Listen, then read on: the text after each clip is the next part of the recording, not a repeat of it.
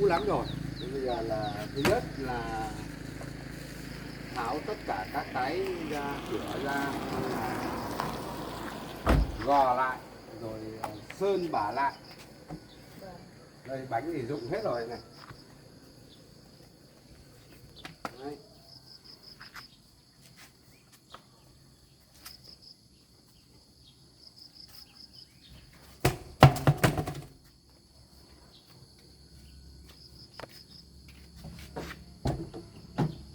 Đấy.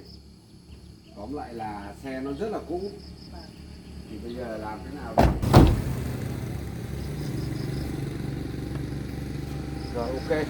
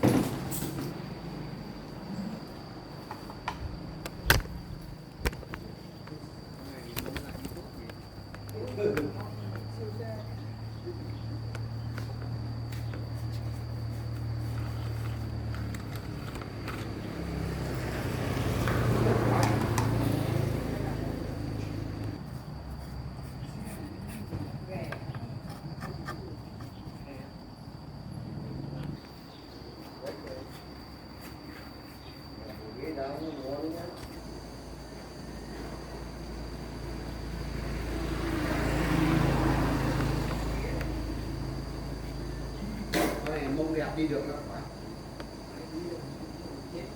Ngoái nó mới phải đâu.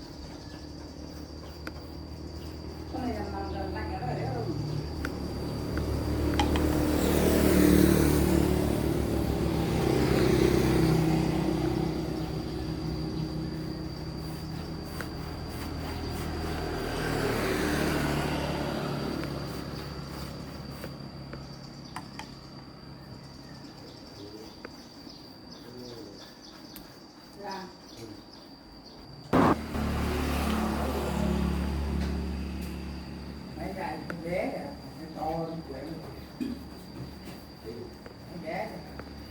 là lít này Đây là mấy cái xe máy rồi, là lít này còn bao nhiêu đủ quá, 1,5 triệu. Hôm nay đi 10 triệu thôi. Đi này là xong gì là xong.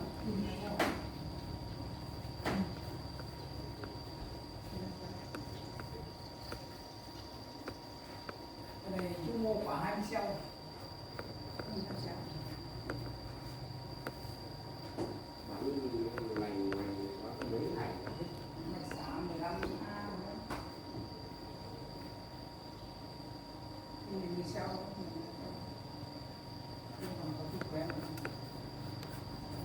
Kéo sạc này cho mong để sửa nó rất trong nhà nhất thiết mà cả cái hết đó là 400 hết được khi nào nó tự áp con phải mong sạc này